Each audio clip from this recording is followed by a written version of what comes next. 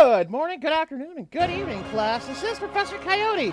Welcome again to our Let's Play of Civilization 6, our American campaign under the guiding hand of President Theodore Roosevelt. Now, as you can see here, we're at the opening screen to continue. So this is a bit of history time here about President Roosevelt. I do hope that people have enjoyed these. Today we want to actually kind of have a little bit more of a interesting discussion. And that would be about potential criticisms that people might have of President Roosevelt. Now, first off, let me just say that criticizing any historical figure is not necessarily a bad thing. After all historical figures are human. They have their issues. They have their potential faults. Gandhi wasn't exactly the greatest guy in the universe. Especially now, more and more, we're starting to have more historical exposés on him. Mother Teresa, is literally a saint, but at the same time, there are some people that disagree with how she went about things. And that, as I said, that's not a bad thing to be willing to look at the downsides to historical figures, especially presidents. Yes, I've gone obviously here, these previous things, like espousing all of Teddy Roosevelt's good stuff that's been going on. But, it's not a bad thing to consider that, there are a couple of things that might be, especially nowadays, maybe not looked favorably upon. And does that make him any less of a historical figure? No. Does that, I guess you could argue that it might make him less of a super perfect hero, but at the same time, I believe we don't need super perfect, unassailable heroes. So, with that in mind, let's just go over a couple of things. This isn't going to be some extensive 30-minute, why I hate Teddy Roosevelt. No. This is just a couple of things to consider. Some of these obviously were shaped by the time. Remember, this is the turn of the 20th century. We are looking here from a look back of literally 100 years, with different values, ideas, and systems. I mean, let's even, for instance, let's even consider LGBT rights wouldn't have even thought a thing back then. It was still classified as a mental illness, even. So that's just to give an example. There's some ideas that are definitely colored by the time they live in. And then, of course, others are just ideas that were potentially a bit controversial even at the time. So let's go first off with Teddy Roosevelt's, one of his most defining attributes that can be both good and bad, and that would be his you could say his ego. There are people that have made a clear parallel to him and our president-elect.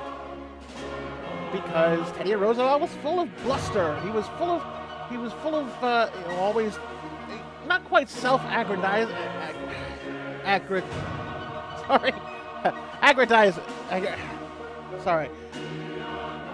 Talking about himself a lot there. I know it's like aggrandizement. Sorry about butchering the word. Although I would argue that at least Teddy Roosevelt's speeches were a little bit more thought out. But that's neither here nor there. This is about Teddy Roosevelt. Teddy Roosevelt talked about himself a lot, of course. How he had built himself up, and he was a strong man, and he was always the first to go out there and fight the fight. And that sort of thing. I mean, he did have his humble moments. But, by and large, it was built on his personality, on his speaking, on how he held himself in this huge high regard. And, you could say, in politics, of course, that is what you're supposed to do. You want to have a very charismatic leader. And that's true. That's very true. And it's not like you couldn't talk to him and have him even swayed on a position. If you made a very intelligent argument, then Teddy Roosevelt would often listen to you. I mean, he surrounded surrounded himself and his cabinet with people that he talked to. He didn't just pick people that just agreed with him. Sorry, this is getting off stuff. This is, after all, criticisms of him, not devil's advocating. So getting on with his ego would, of course, be his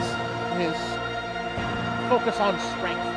That to be a man, you had to be more strong. I mean, you had to be smart, of course, but it was always focused on strength, and that's where let's get this warlike persona from. Now, obviously, he did have some, the idea for peace. He did win the Peace Prize, although you could argue that was, once again, more for American reasons that he was the peace broker in the Russian the war between Russia and Japan. But his biggest phrase is, speak softly and carry a big stick. Be ready to defend or attack if need be.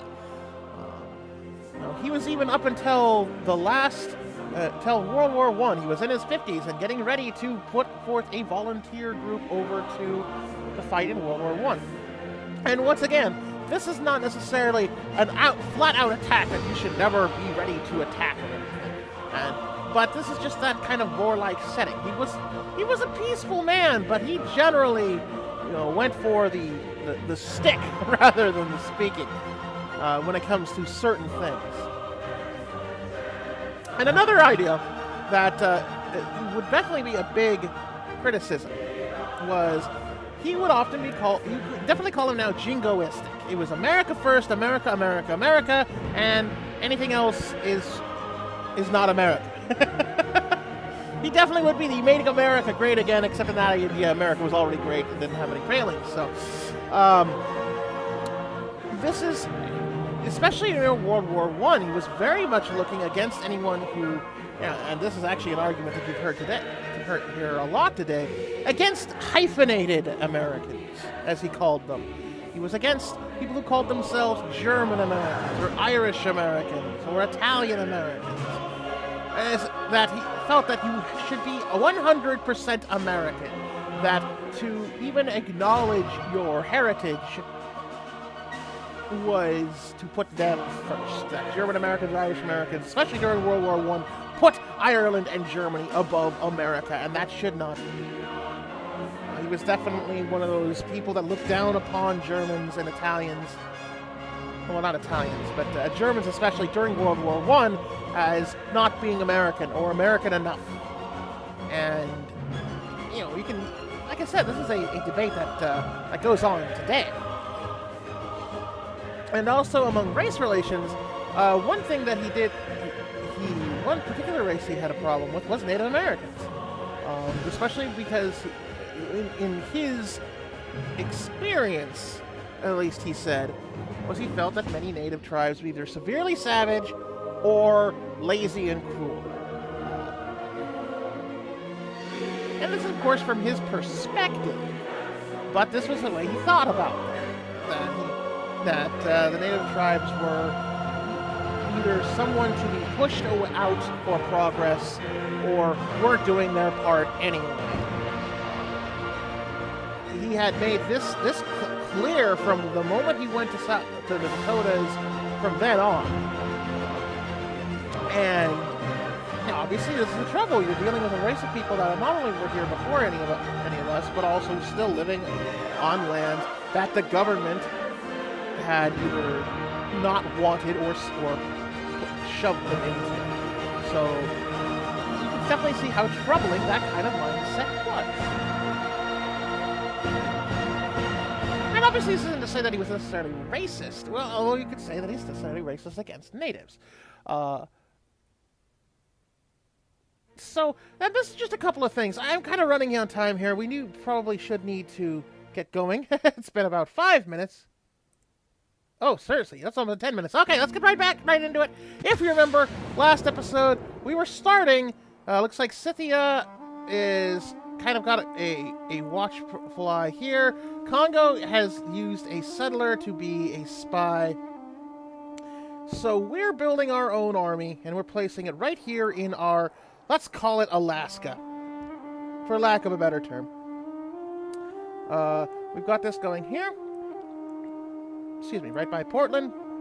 We've got gunpowder in 2 turns. Portland's going to be done with their monument in 1 turn, so we'll probably have them building something else. Well, obviously, but I mean another army unit. Boston's got its own swordsman, for instance. I believe we're not working on any other knights right now. Nope. So we've also got a thought. Germany is kind of getting in our way. They now have Magdeburg right here, in between Philadelphia and Baltimore. I mean, obviously we have open borders, so it's not a big deal. We are allied with them, but soon enough, it's going to be the part where, for instance, Hong Kong is all in here, and we won't be able to get to it. We have our own road, but what if Hong Kong turns against us?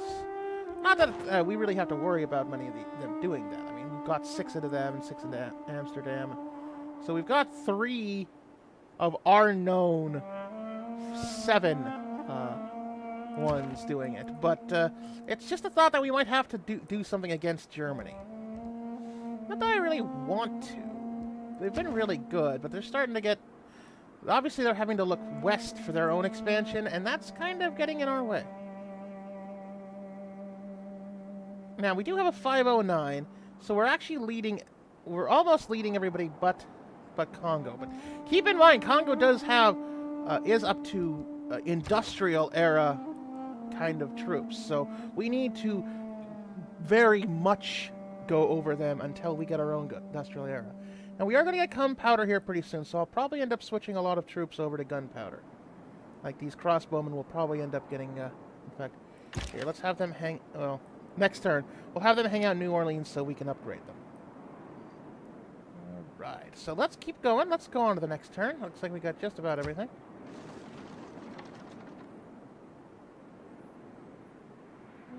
Okay. Unit needs orders. Units always need orders. Alright, just chill out. There's your order. Alright. Is that better? Okay.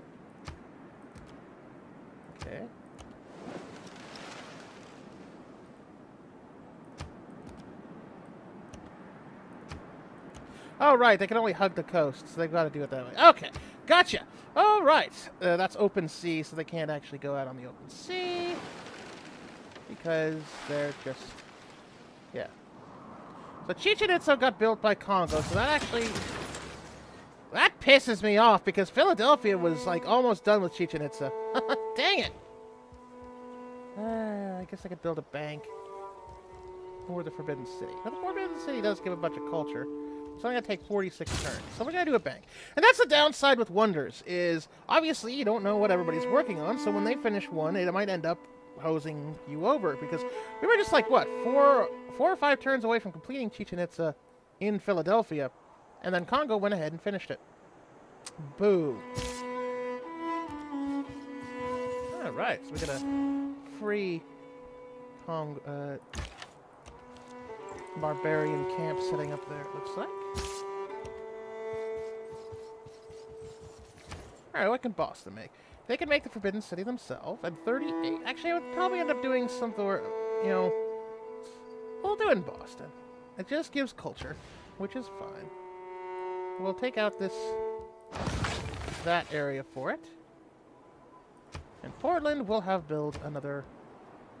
I think build a synagogue if we want. We'll have them build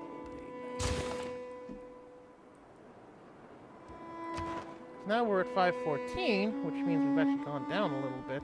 No, actually we're 5-0 something. Alright, so... That's that for them. Yeah, and we have to go around Nanamadol to make sure we don't just declare war on them. Now we could do that. We could probably easily take any of these city-states down, except maybe Hong Kong.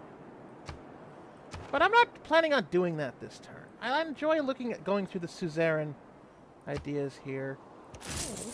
Take that money. Take that money and run.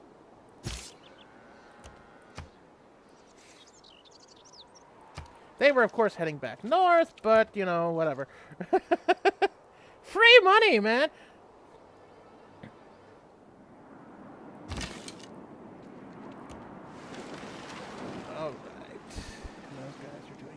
that. No, I think, yeah, we've already exploited that cotton, so we might need to do something about the crabs here in Baltimore. Seems appropriate. Right, so... yeah, let's go to the next turn. So now officially hit turn 200. We are now literally 2/5 of the way through the game. Well, at its maximum, I should say. Because, so Scythia has Great General Ananizingo. Man is a military animal. Glories in gunpowder and loves parades. All right. Man is a military animal. Yes, man is a military animal. I know that. Thank you very much, Sean Bean. That's actually 201, I'm sorry. Alright, so we have cartography, mass production, which gets us a shipyard or the Venetian arsenal. Astronomy, metal casting, which gets us cannon, and siege tactics, which get us a fort and Renaissance walls. Let's go with the metal casting. As you can see here, it says it got boost by owning another crossbowman, so we'll actually fix that right here, right now. Whoa. Ooh, wow, crossbowman is that expensive?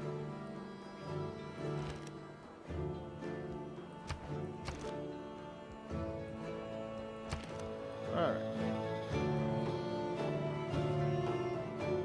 Well, we'll pull the crossbowman in Novgorod. I actually... maybe New Orleans, maybe West. I don't know. We'll do it in Boston. We'll put that on hold and build a crossbowman for a few turns. Okay. Well, by then it will be boosted, so actually that's kind of pointless.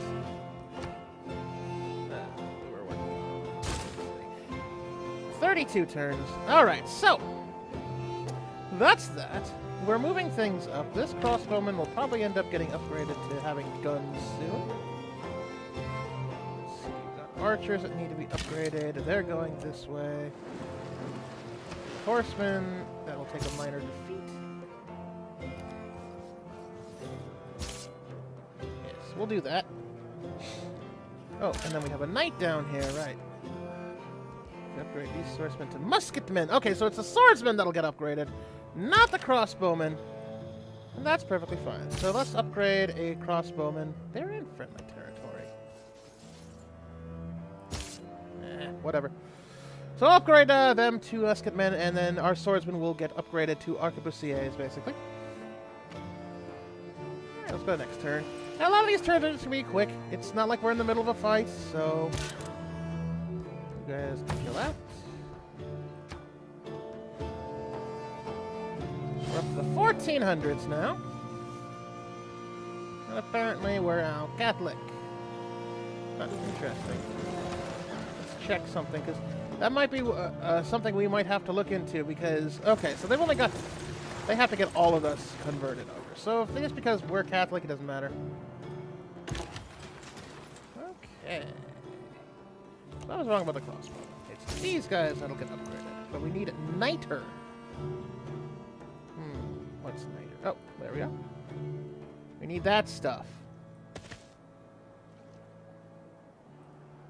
That Cologne has. Because of course it does. You know what? There's one way we can get around this. Hey, Freddy! Why don't you give me some of your Niter, which you're using, so... nope, those are spices. Never mind, you don't have any useful. Forget it. Looks like he's starting to get gunman going himself because he's using both of these Niter. There's Niter down here. There's Niter, of course, there. So what we might have to do is... we can't get that one up. We might have to either settle or buy. I think the only area that's close to Niter is that we could buy is right here. And I don't think St. Petersburg can buy any more tiles. Yeah. Oh, they're finally going to get the silver I wanted, though. Woo. Yay, silver. Alright. Let's see, because Novgorod can't buy that. Oh, Portland can buy. And I could buy that, but maybe not that. Oh. Nope. Okay. Well, that was a bit of spending money that was absolutely useless. Maybe it'll let us buy it next turn. Alright, so we won't be able to actually build anything until we get that niter. So we may not even be able to build a musketman. Let's look, for instance. Yeah, we need to have, we need to get to 2 niter. But if we have an encampment, you can get 1. So, I believe only St. Petersburg has an encampment. Boo. Well, we could take over some more, or settle down here. That might actually be an idea. You know what? Let's do that. No, stop. A settler in 22 turns. How about we buy a settler? I think we can get one pretty cheap. 640. Ouch! You know what? Fine. Go build something important then. How about ancient? Sigh! We can't get any boom booms! We wants the boom booms! Crazy. Ah, well. Who needs a production? Novgorod needs production. Novgorod. You know what? Why don't you build a settler? That's fine. Chill out. And the shins. Where are the shins? Oh, they're about to kill barbarians for fun and or profit. Because, okay, so they didn't kill my horsemen. Horsemen, that's good.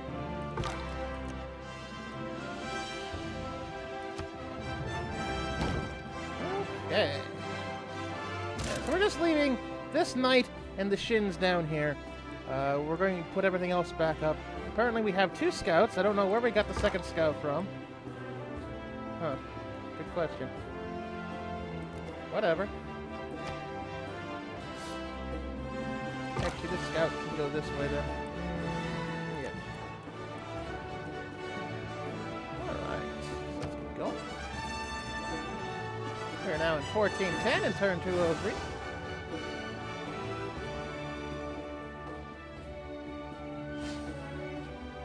Alright, so Khan goes up to conscription. The day we stop exploring is the day we commit ourselves to live in a stagnant world, devoid of curiosity, empty of dreams.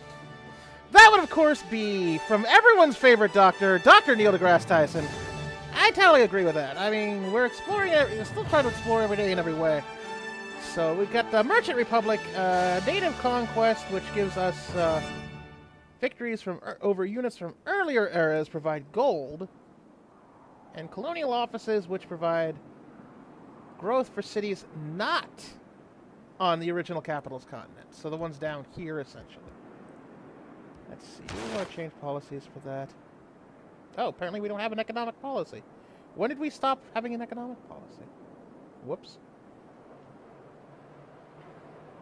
Although that new economic policy that we just got. Let's see. Colonial offices. Yeah, let's try that for a little bit.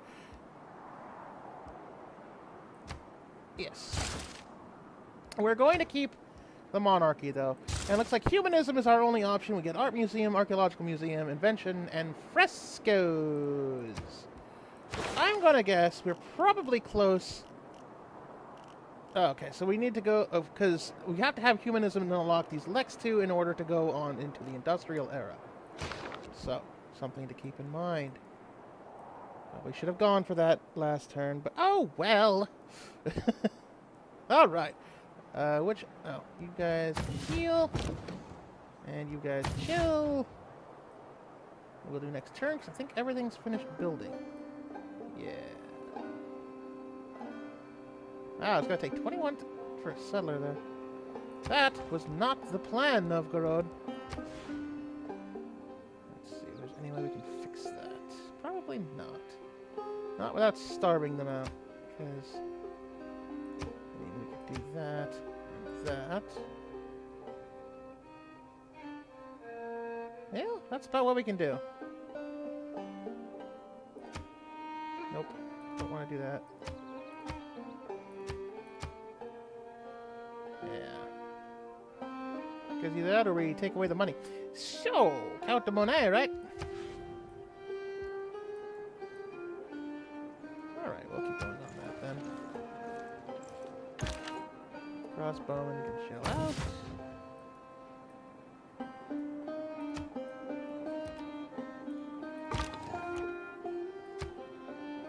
Alright. So we're gonna go quick here. It's like Germany is going to settle again, and Scythia has a university.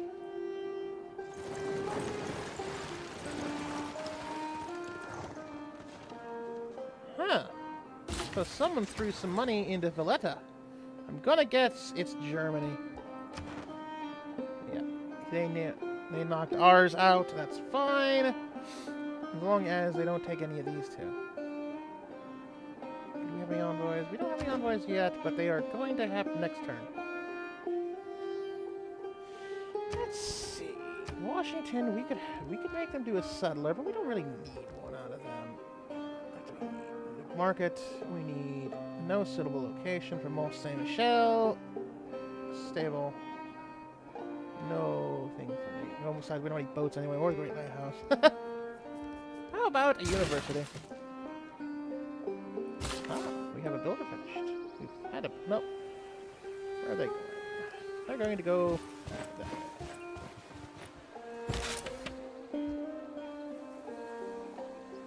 Oh, you need to go to a new city. You've been there for a while, haven't you? Let's do... Actually, let's do Baltimore. Yes, sir. Gripping epic conversations with ourselves. Let's see. That's probably a good idea. The turbocharges up the culture.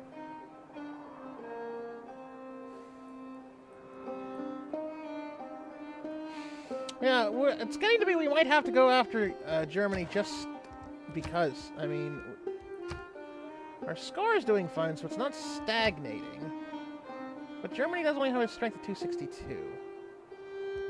And they're kind of taking all the good spots. I mean, who knows where... It's probably going to go this way, or get that chocolate, or it's going to go down this coast. And that's not happy, really. The idea that they might be squeezing us out of our own lands. I mean, it's kind of what we did with the Russians, but that was different. That's, of course, different. We're Americans. We squeeze people out of their lands, not vice versa. Yeah, well, you know. Why don't you go that way? Yeah, we'll go that way. Alright, next turn.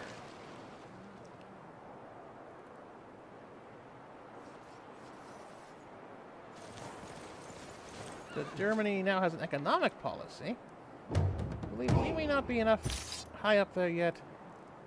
Oh, no, we have economic policies. Wow. I am smart. I do things. Alright, let's get that citrus.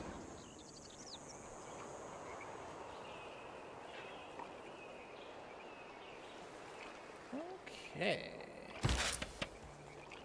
We're going to leave him there to help fix that up. Which actually, since Baltimore is going to get that for free, we're going to move to... How about a harbor? How about a harbor?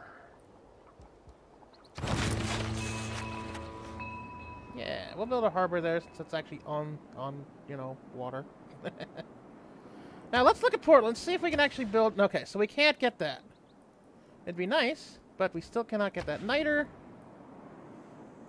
Not sure why we're being niter blocked, but alas, alas.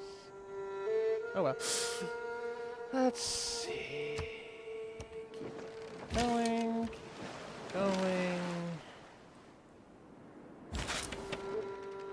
Yeah, you're there. Deal.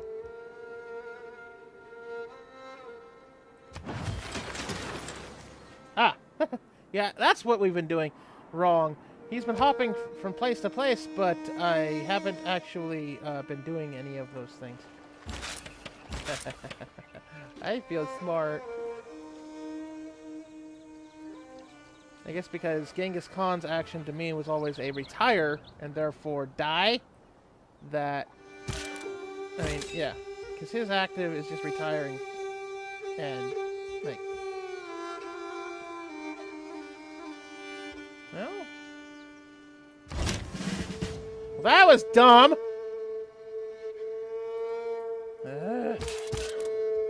Well, fine. We'll give the knights a.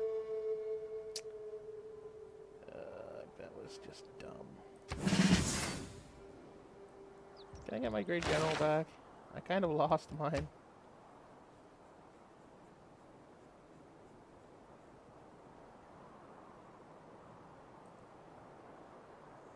Oh wow, that.